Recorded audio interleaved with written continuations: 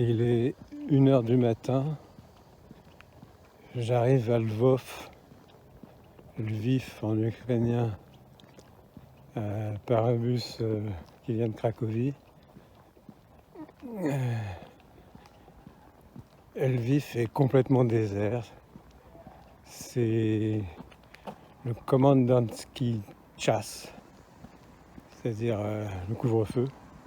En fait, j'ai pas le droit de circuler, mais comment faire puisque l'arrêt était à la gare routière centrale qui se trouve assez éloignée du centre de Lviv où j'ai mon hôtel. Donc voilà, j'y vais à pied.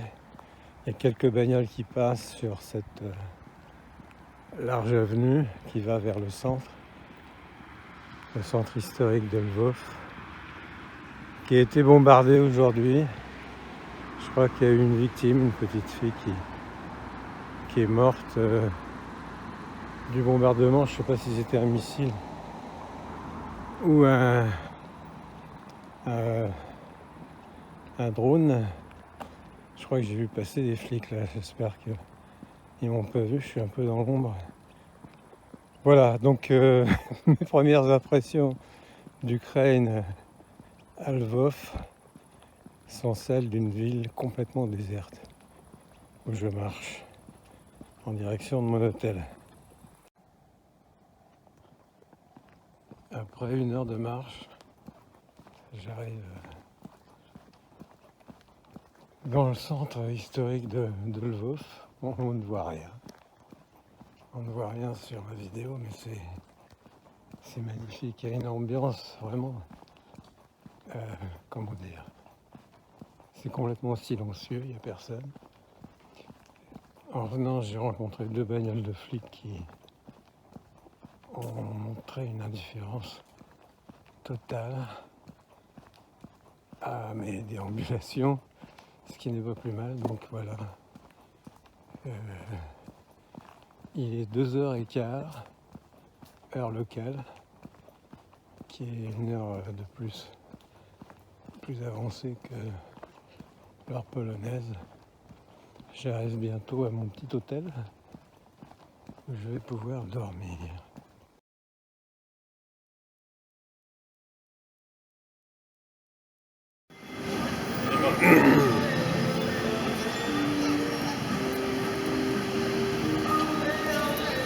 Lviv, le 16 août 2023. La vie est normale. Paraît normal, là, sur l'avenue de la Liberté, en direction de l'Opéra. Les touristes, probablement tous ukrainiens, déambulent. Chanteurs de rue, etc.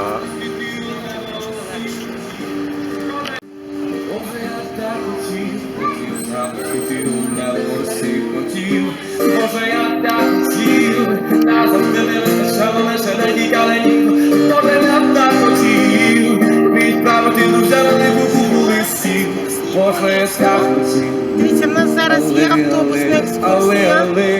Личаківський центр. Дякую.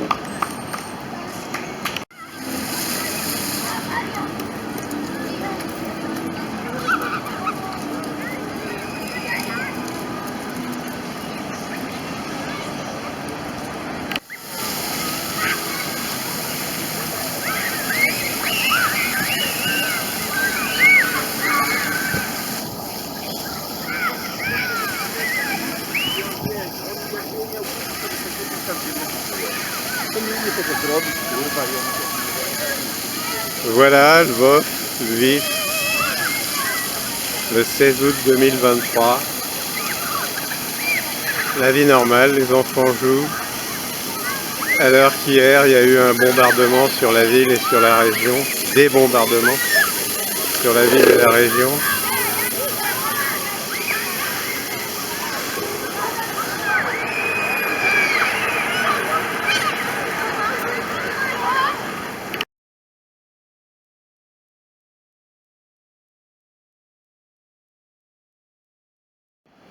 Aujourd'hui, 17 août, à Lviv,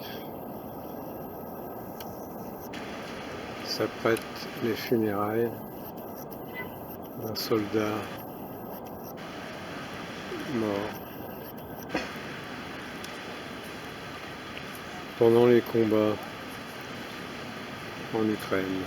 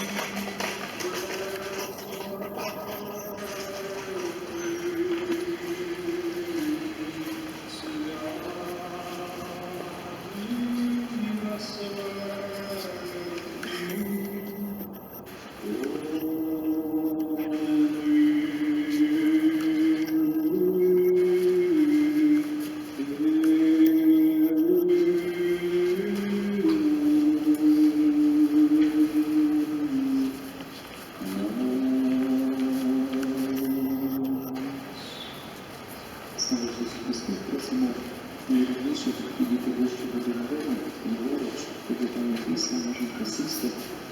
Перед постійно розпочинаємо начин попереду.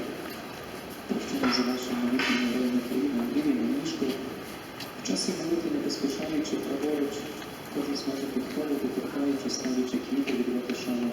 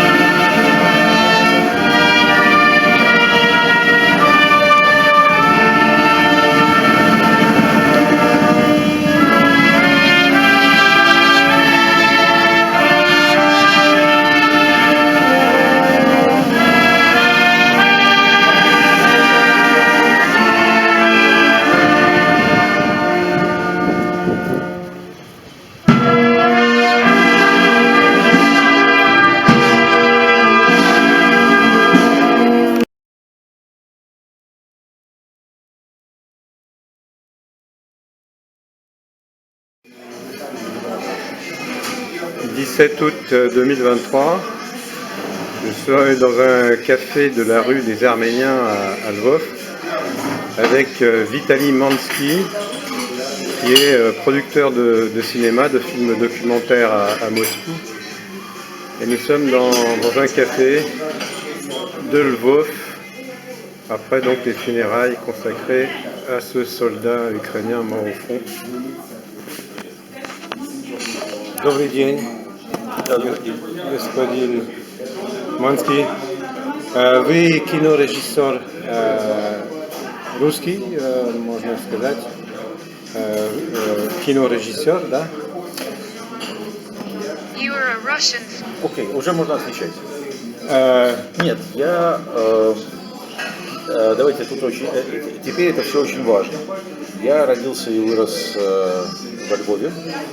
Потом я поехал в Советском Союзе, в столицу Советского Союза Москву, где учился, окончил институт и работал в России до 2014 года. В 2014 году, как только началась аннексия Крыма, я в этот же день эмигрировал в Латвию. И с 2014 года, это уже почти 10 лет, я живу в Латвии и уже 10 лет являюсь латвийским режиссером. У меня есть фильмы, которые сделаны в России. Эти фильмы рассказывают в том числе о поиске свободы, о потере свободы. Они очень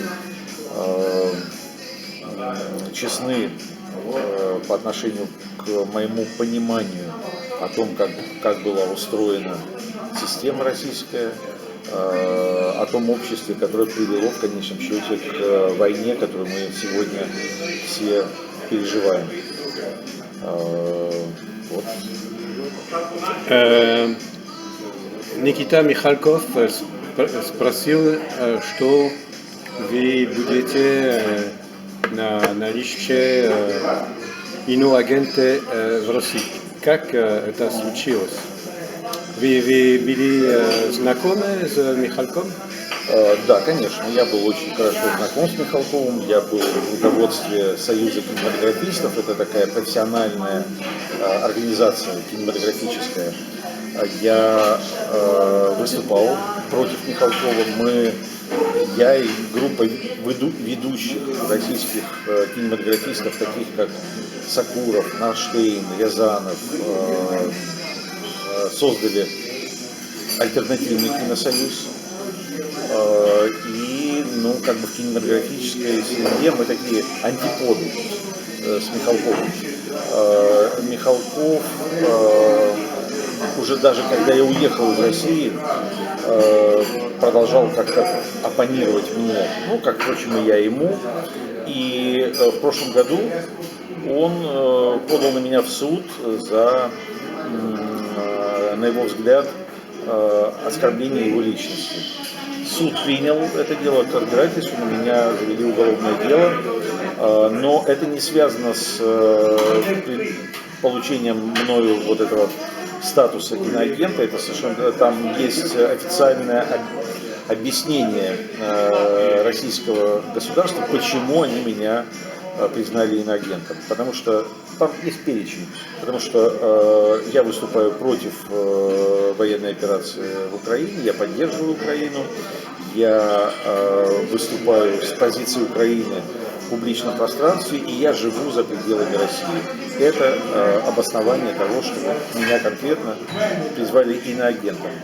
Еще помимо этого я объявлен в России в федеральный розыск, то есть, в криминальный розыск, условно говоря, в полицейских участках висят, наверное, мои фотографии, его разыскивает полиция.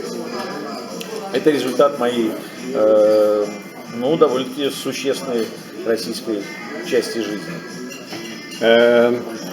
Я хотел бы теперь вернуться о войне в Украине.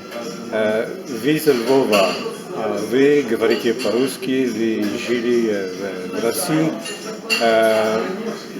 На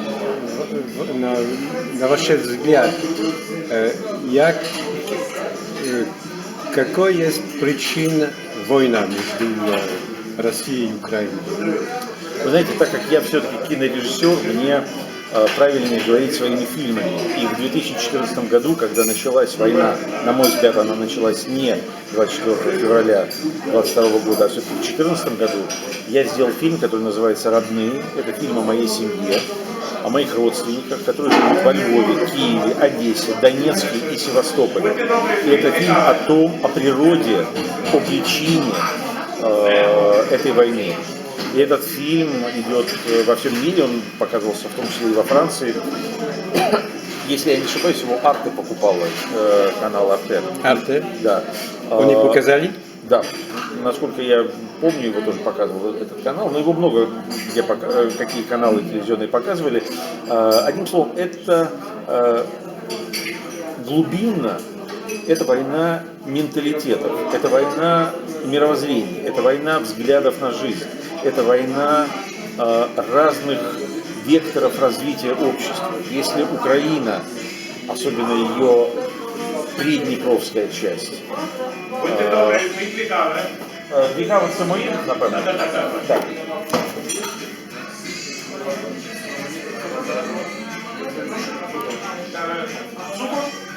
Пожалуйста, да.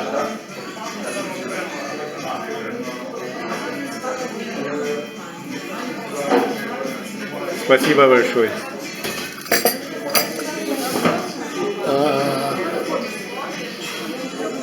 Это война разных будущих. Если Россия совершенно очевидно стремится развиваться в сторону консервативного, тоталитарного,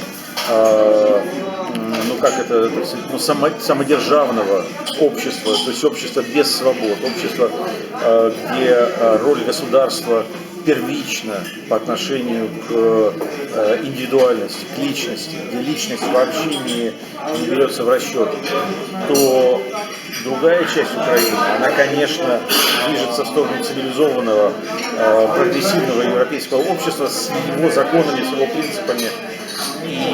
А уж если говорить о Львове, городе с европейской историей, конечно, невозможно себе представить Львов точнее, он был, конечно, советским, но знаете, когда он был советским, он все равно был свободным. Я же родился в советском Львове.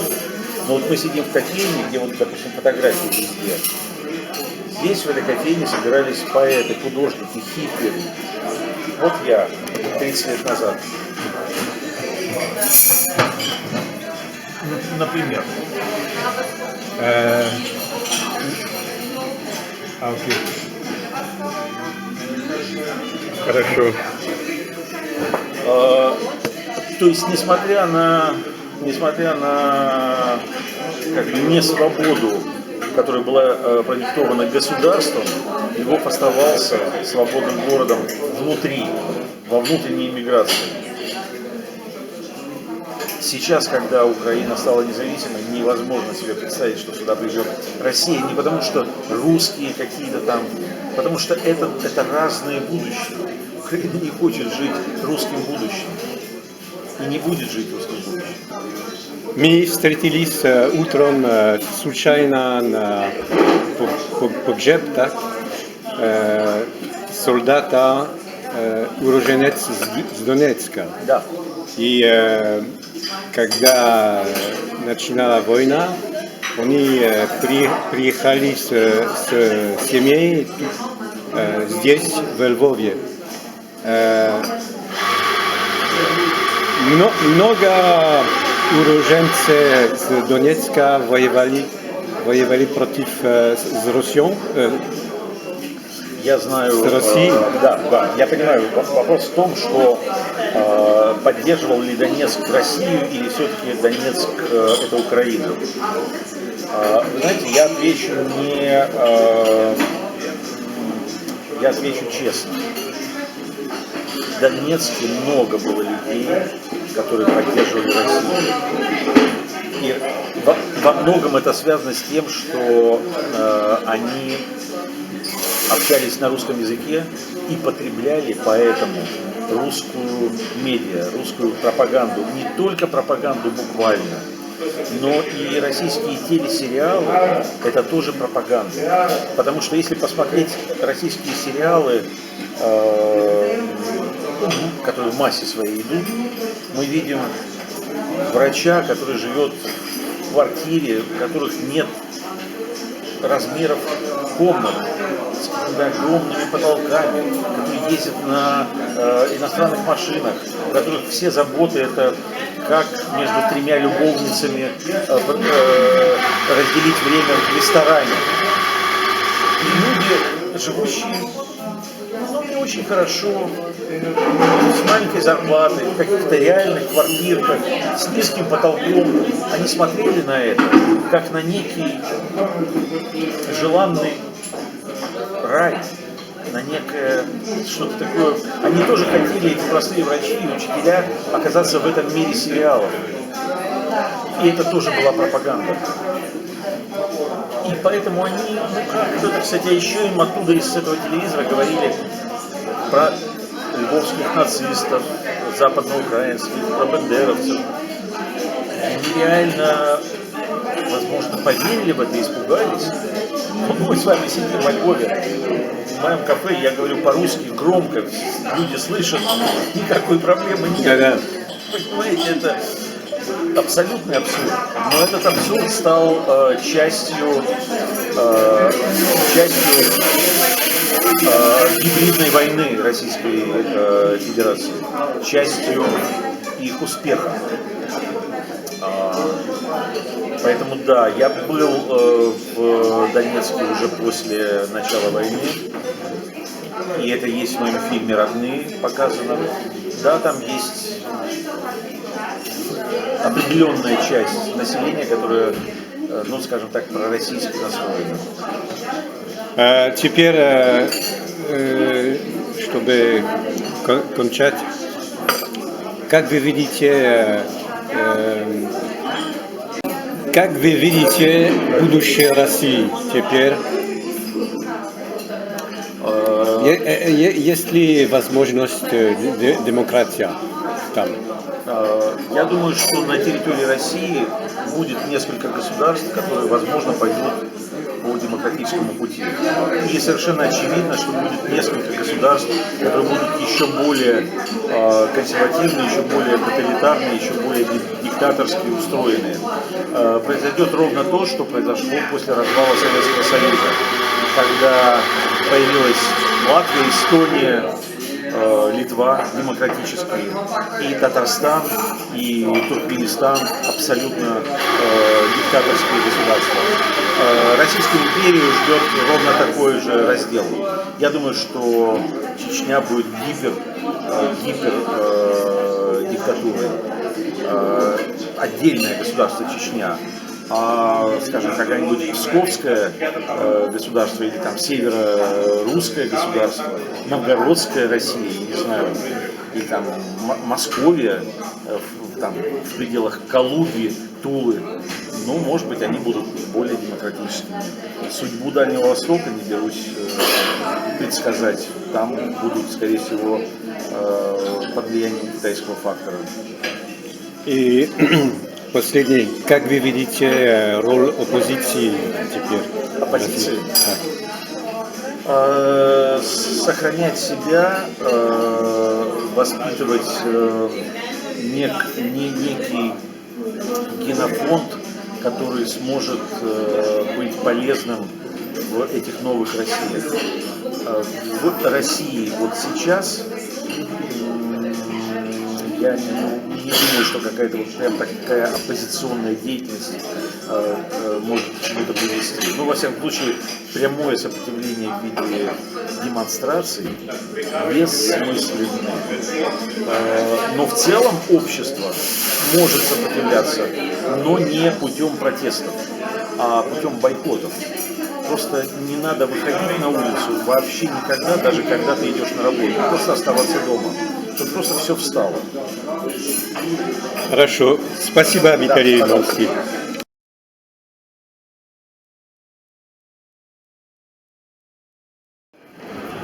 Lviv, 17 août au soir, malgré plusieurs alertes dans la journée, les gens déambulent le soir, prennent le frais, il a encore fait très chaud dans la journée, Voilà, on est sur le Rinec, la place du marché. Et il y a de l'animation. Dobry wieczór.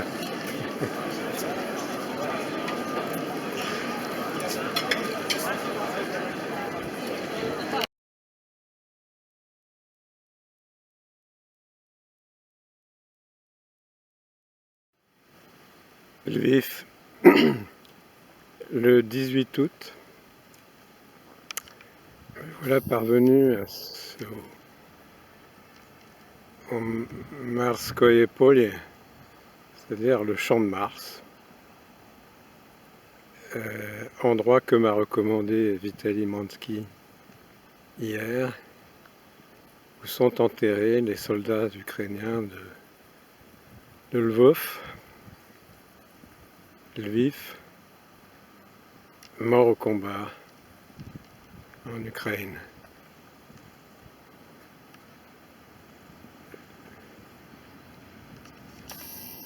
J'ai trouvé l'endroit après quelques pérégrinations, parce que les adresses à Lvov sont pas toujours faciles à trouver. Les rues tournent, les adresses ne correspondent pas toujours à ce qui est indiqué sur le plan. Voilà, je vais tâcher de rentrer et d'interviewer quelques parents venus se recueillir sur la tombe de leurs proches morts au combat. Voilà, je rentre. Je vois pas très bien ce que je suis parce que je suis à contre-jour. Alors là, je suppose à l'entrée du cimetière consacré aux soldats morts en Ukraine sont les officiers, les cadres importants. Wojciech Ivan, Volk Upa, non, Voyak Upa, c'est un combattant de l'Upa, né en 1927 et mort en 2015, donc c'est pendant la première phase de la guerre.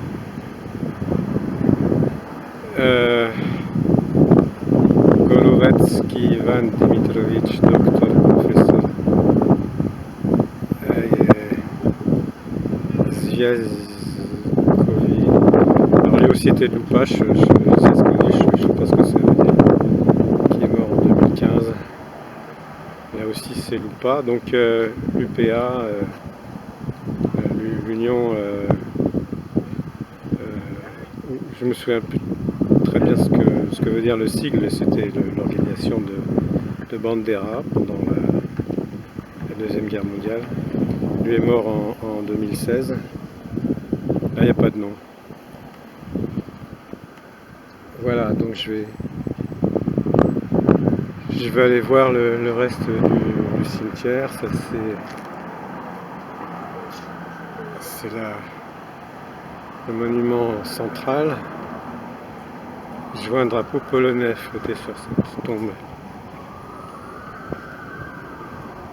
qui est peut-être pas une tombe, mais tout simplement un monument commémoratif. Oui, les Polonais sont partie prenante de ce combat. Voilà. Sans doute se prépare l'enterrement, parce que je vois des prêtres et des familles qui attendent là-bas. Je vais voir si je peux en interviewer certains. Voilà quelqu'un, et je me souviens plus le nom que ça porte, qui revient du cimetière avec une pelle.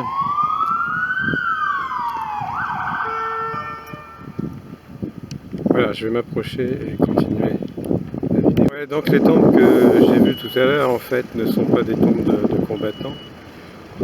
Enfin, ils l'ont été, mais ils l'ont été pendant la Deuxième Guerre mondiale, parce que vu leur date de naissance, je ne sais pas si elles sont lisibles sur sur la caméra, sur la vidéo. Lorsqu'ils sont morts, ils avaient déjà un âge canonique.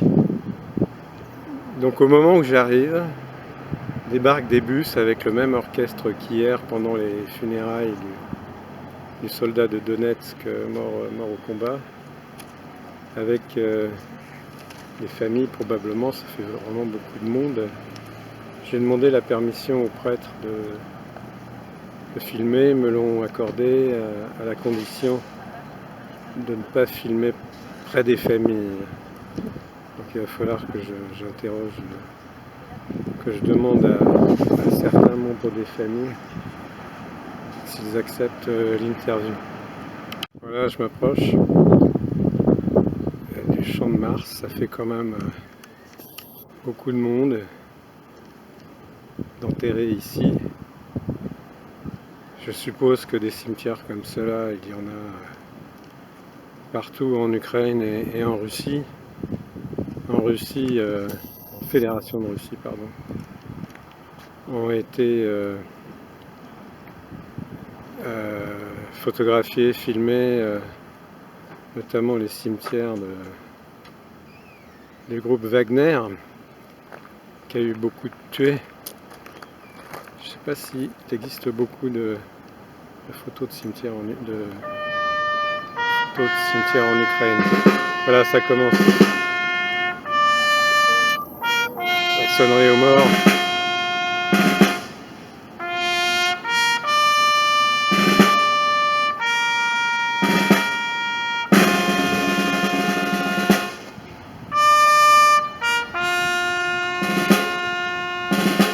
Alors là, il y a 2 soldats qui sont enterrés.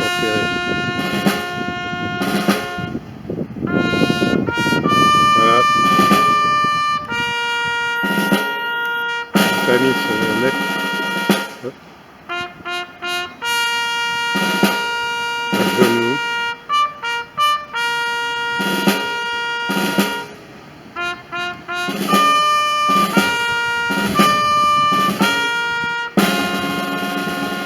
Alors, je suppose qu'il va y avoir une exposition des cercueils devant le monument central.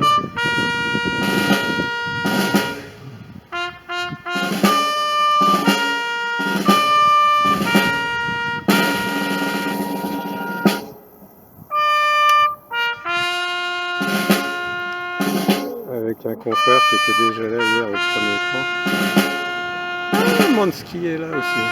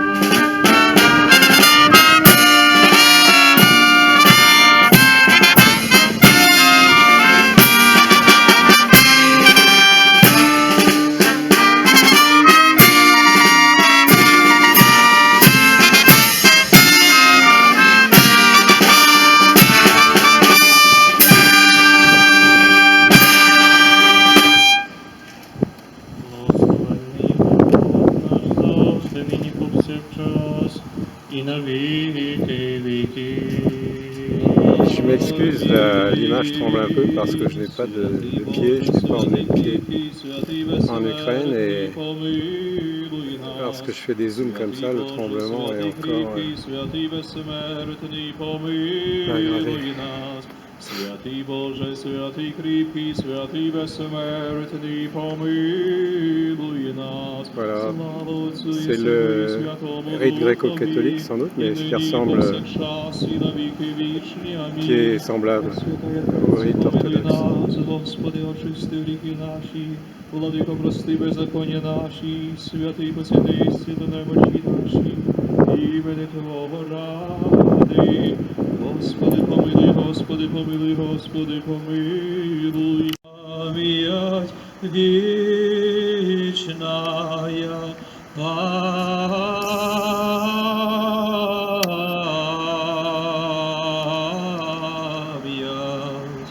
вечная, пам'ять вечная,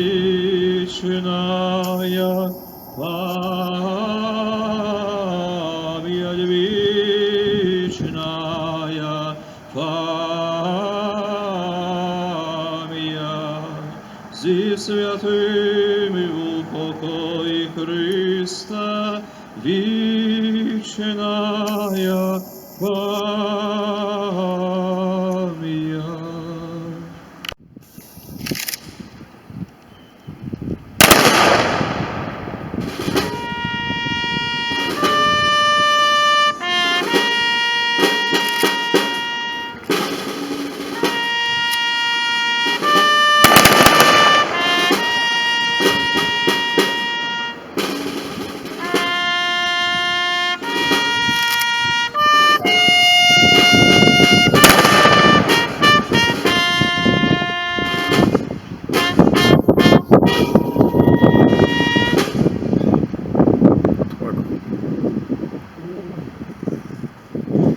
Alors je me faisais la réflexion.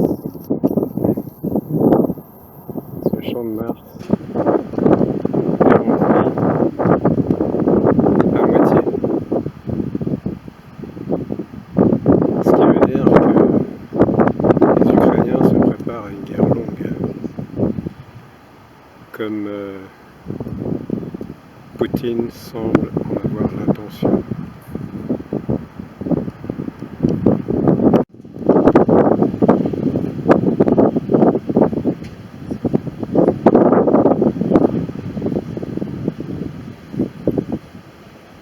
Voilà, la procession va commencer. Hier, j'ai filmé les familles qui rentraient et sortaient de l'église consacrée à l'armée, qui se trouve à côté de mon hôtel. C'est tout à fait par hasard que j'ai filmé cette cérémonie.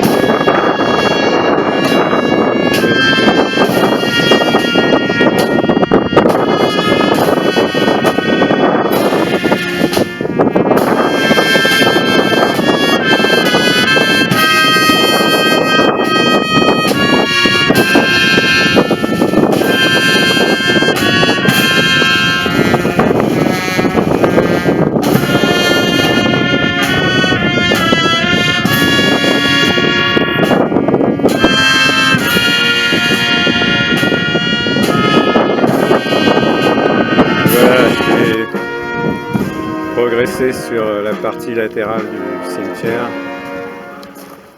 pendant que la procession va vers les fosses.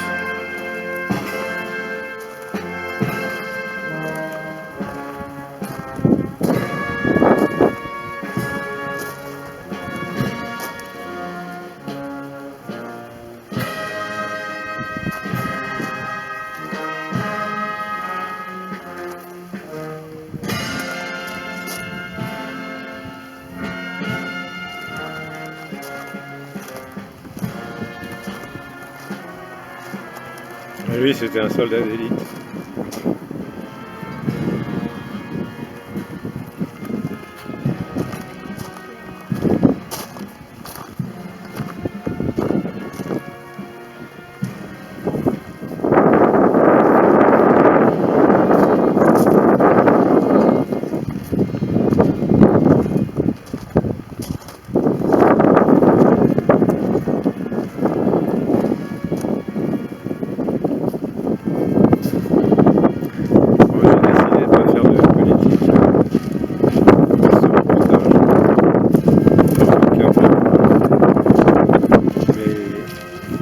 pas mal de tombes de drapeaux ukrainiens et le drapeau de l'UPA dans le terrain.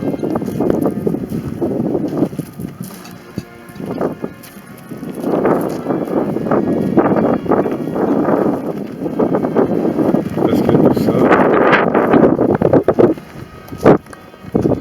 toutes ces tombes, à Lustengeorge, sont celles d'hommes morts au combat.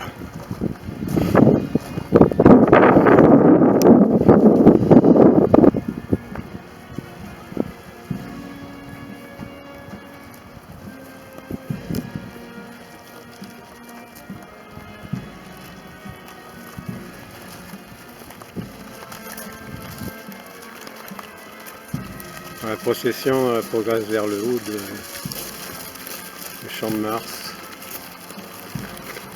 c'est-à-dire vers les dernières places de cette moitié du cimetière.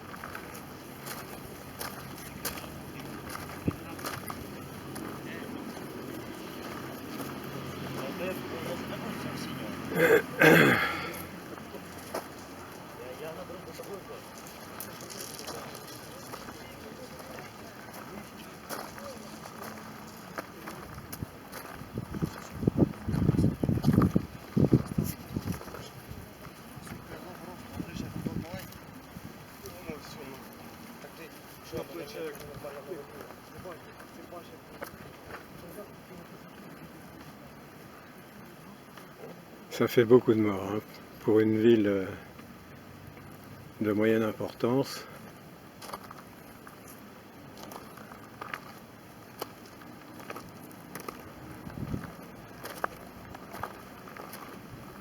Et il y en a énormément également du côté russe.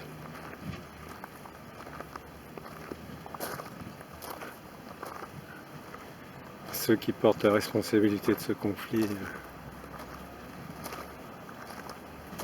ont commis une erreur grave.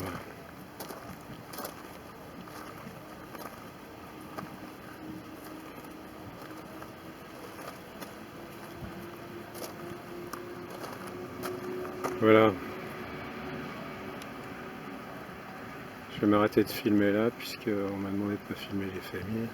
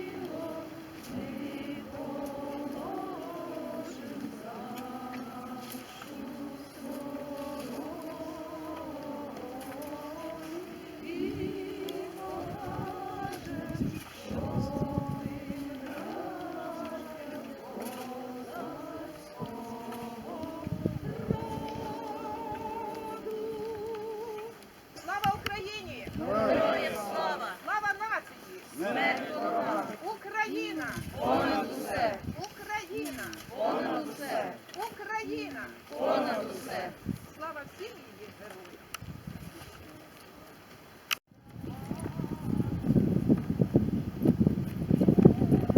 Voilà toute l'étendue du champ de Mars de Lvov.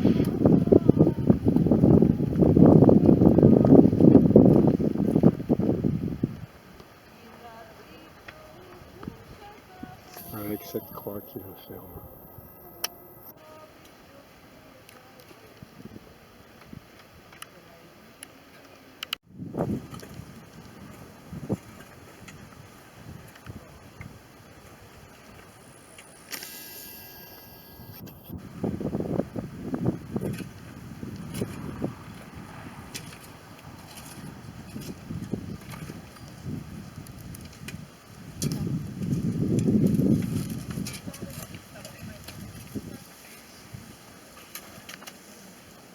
Voilà, le travail des fossoyeurs est pratiquement terminé.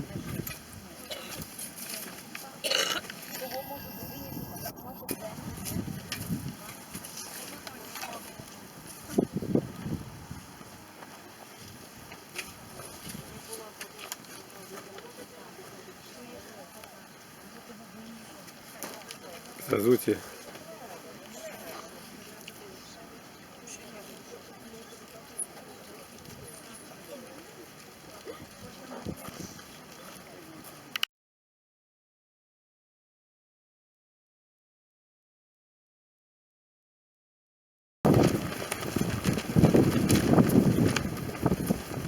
Ваш муж? Он был десантно-штурмовик? Так. И где он погиб? Біля Херсону, Херсонська область. Село Новознесенське. То было недавно, да? Ні, це вже 1,5 року тому. Ага. 5 квітня 22-го року. Але знайшли його, коли вже відбили територію. І знайшли останки 15 грудня. Морис, Юрий, Андрій Мороз. Анд... Звичайся. Юрій А, Мороз. Юрій Мороз. Юрий Мороз. Андрійович, так. Мороз Юрій Андрійович. Спасибо.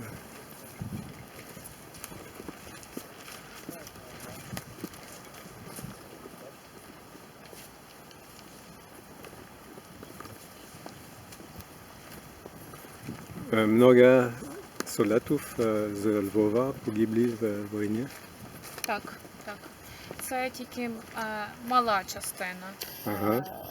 похованих солдатів. Більшість порозвозили по поселках, селах, тобто там, де вони народилися. Ну, це вже вибір сім'ї, де ховати загинувшого солдата. Ну, ми вирішили тут. У вас діти? Так, син. 3 роки. 3 роки. Син 3 роки. Так. Думаете, что война будет долго? Так. Так? На жаль, так, реалії такі. Надіємось всі, що швидко закінчиться, але я думаю, що вона ще буде довго. Ну, большое спасибо. Прошу. До видения. До видения. До відзення.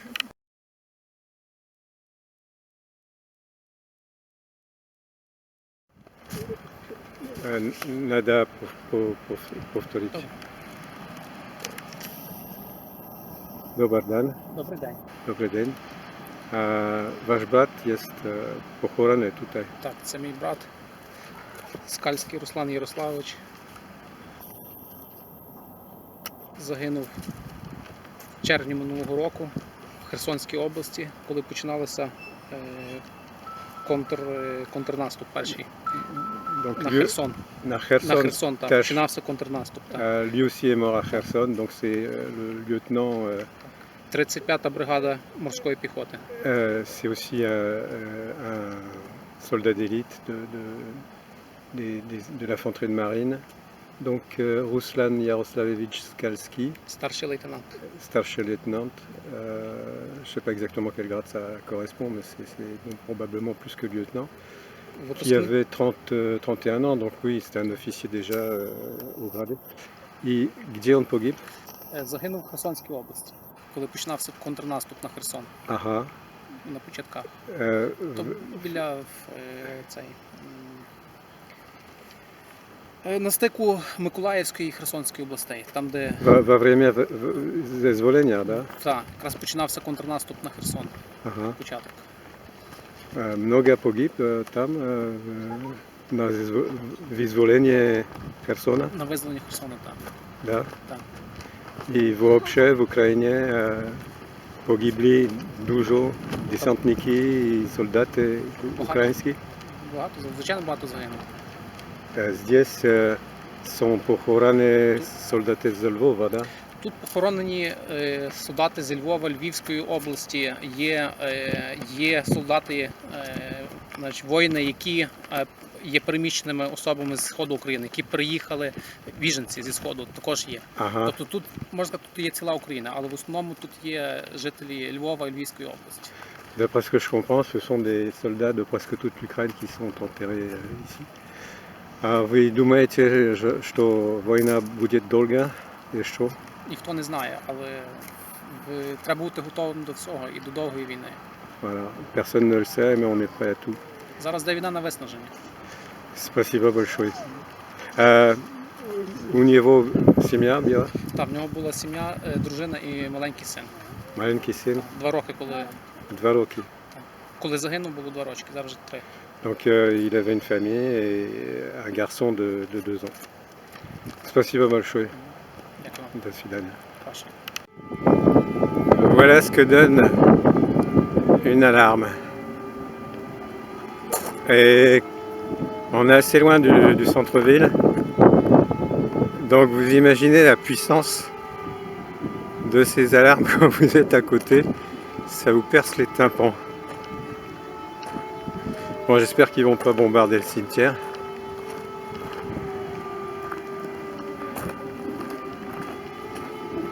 Хорошо. Пока. Des femmes meurent aussi au front en Ukraine. Donc c'est Natalia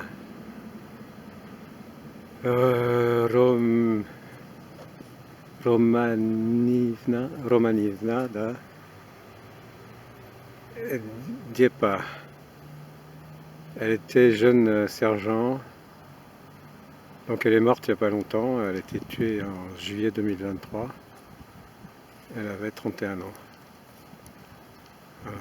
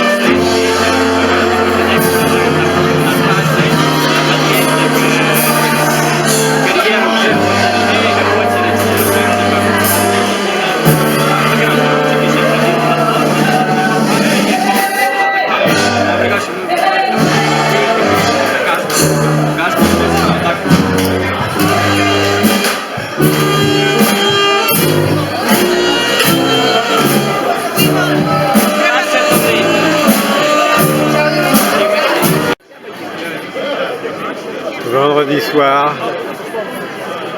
18 août. Il y a vraiment énormément de monde dans la rue.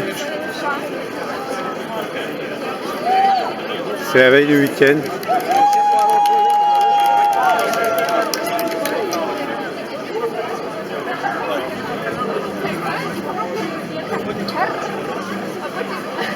Là, c'est le Beer Théâtre Piva, Pravda.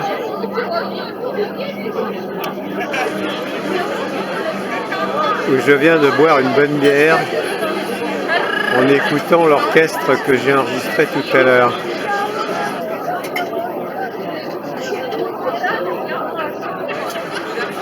Ah, voilà, une bonne soirée.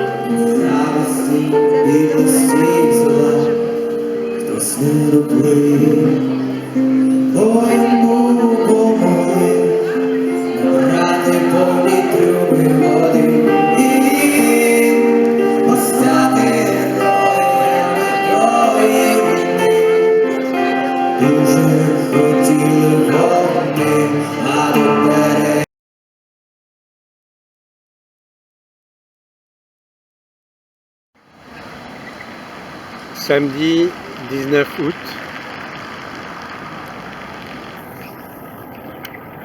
je me trouve devant la statue dédiée aux victimes du communisme. Il n'y a pas de date d'édification, mais je suppose que ça a été érigé au début des années 90. C'est un monument assez expressionniste.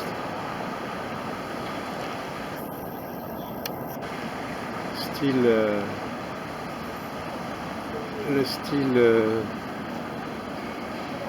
de ces contrées assez différent de ce que nous pouvons faire nous à l'ouest. Donc ce monument se trouve pratiquement au début de l'avenue Stepan Bandera, donc qui est une dédicace qui est beaucoup critiquée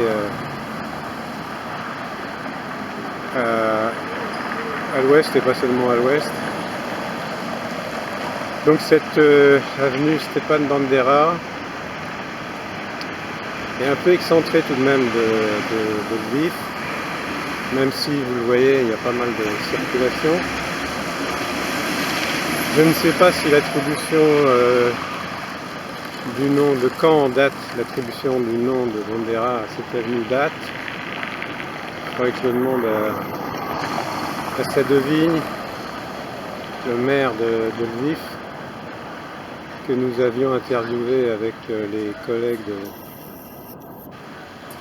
collègues polonais avec lesquels j'ai fait un reportage en 2014 pour le compte de Russia Today, à l'époque où je m'imaginais que la pseudo-journaliste Marguerite Simonian voulait honnêtement construire un média alternatif, ce dont très rapidement je me suis rendu compte que ce n'était pas le cas. Voilà, je vais remonter cette avenue Stepan Bandera pour aller jusqu'au monument à Stepan Bandera, qui paraît tout de même une figure assez importante sur le plan local, ici à Lviv du moins. Est-ce qu'il y a beaucoup de statues Stepan Bandera en Ukraine? Je ne sais pas, il y en a, je me souviens justement au cours de ce reportage, en 2014 on a ouvert une à Ternopil, dans l'extrême ouest de l'Ukraine.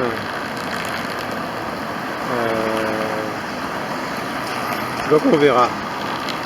Alors voilà, je suis arrivé au bout de cette avenue Stepan Bandera, où se trouve la statue de taille relativement modeste par rapport à ce qui peut se faire dans ces contrées, notamment à l'époque soviétique, mais par contre avec une espèce de, comment dire, de fond grandiose, de portique grandiose derrière, avec le symbole de trident, symbole de l'Ukraine. Donc encore une fois, c'est assez excentré. C'est pas dans le centre historique de Lviv. Hein. C'est assez excentré, même si bon, c'est assez passant. Même si nous sommes un samedi, je suppose que les jours de semaine ça l'est encore plus. Donc voilà, nous allons nous approcher. Voilà, sur le portail, sur chacun des piliers plutôt, est dédicacé à une période de l'Ukraine, période historique. Donc la première, c'est la principauté de Doba, Kniaja Doba.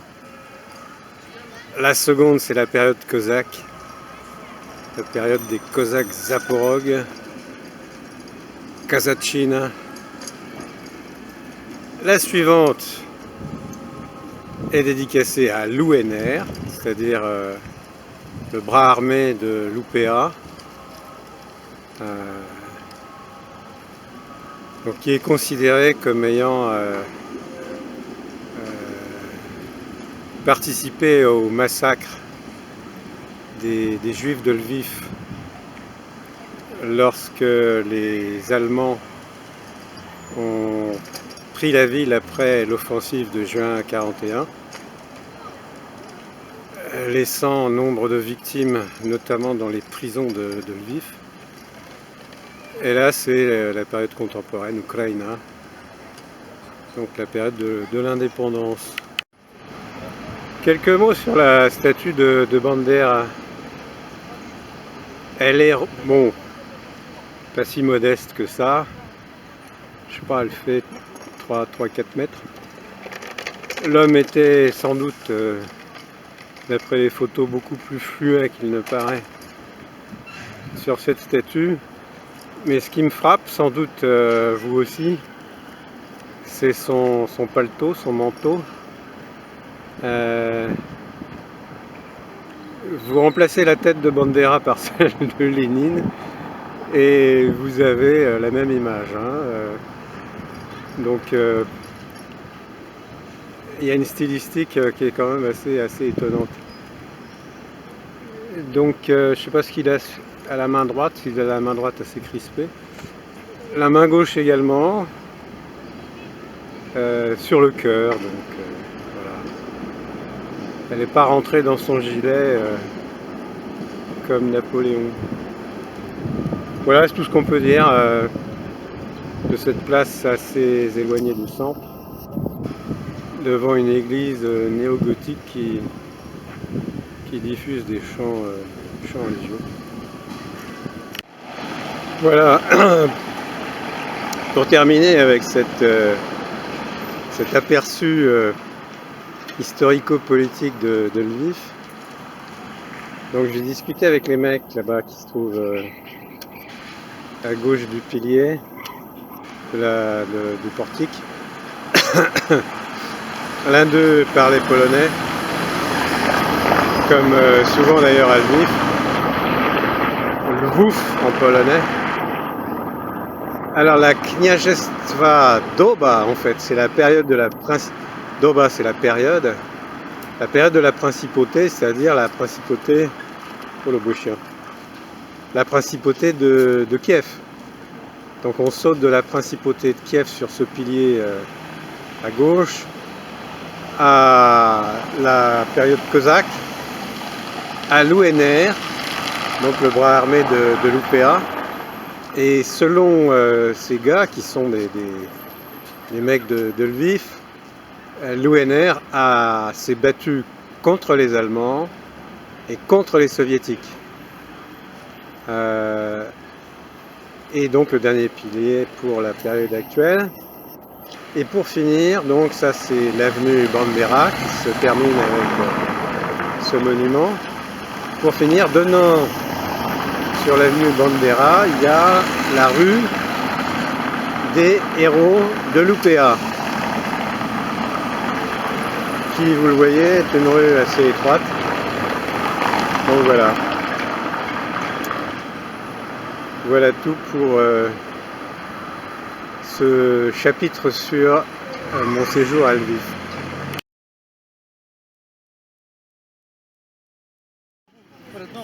Ça c'est la cathédrale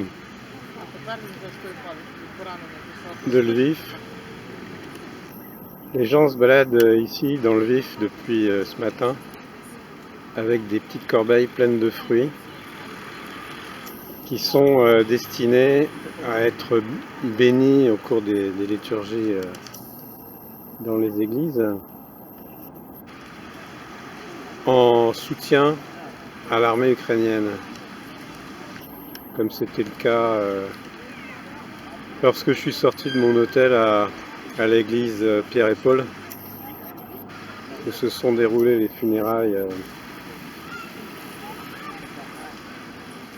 avant-hier, qui est en fait l'église de la garnison de Lvov. Voilà, petite corbeille pleine de fruits.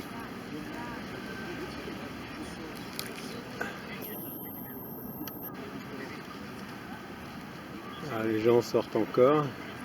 Beaucoup portaient des vitchevanka, qui sont les chemises traditionnelles ukrainiennes, brodées. Là, on n'en voit pas beaucoup. Tout à l'heure, il y avait une dame qui avait une robe en vitchevanka jaune et bleu, aux couleurs de l'Ukraine. Dommage que je ne l'ai pas filmé. Tiens, il y a un monsieur là-bas qui en porte une.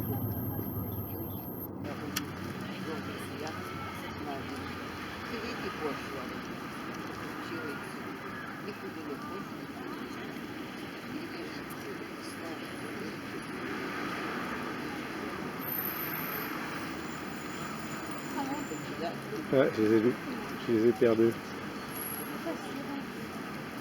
Voilà. Du côté de sa femme qui en porte une également.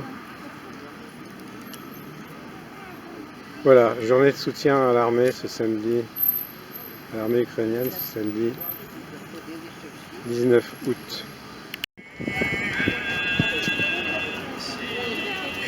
Ici c'est, je crois, le couvent des Bernardins.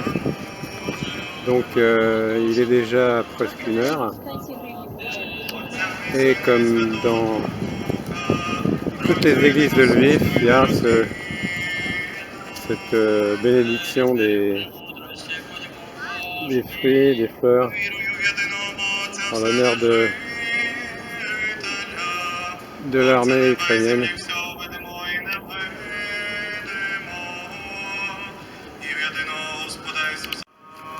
Ça fait quand même du monde qui se tient plutôt à l'ombre en ce jour de chaleur qui va sans cesse croissant ici à Lviv. Je ne sais pas si l'image est très nette là. Voilà, ça s'améliore un peu.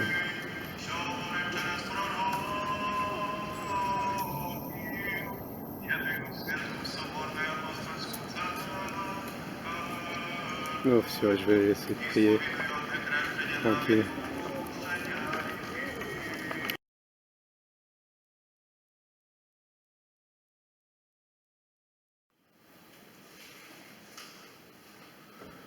Donc c'est une statue de l'ange terrassant Satan qui date du XVIIe siècle. l'époque de la contre-réforme. Et on voit qu'en fait, l'archange Michael, en fait, c'est ça, l'archange Michael, ne fait pas beaucoup d'efforts pour terrasser le démon, qui lui par contre se tord de douleur. Je pense que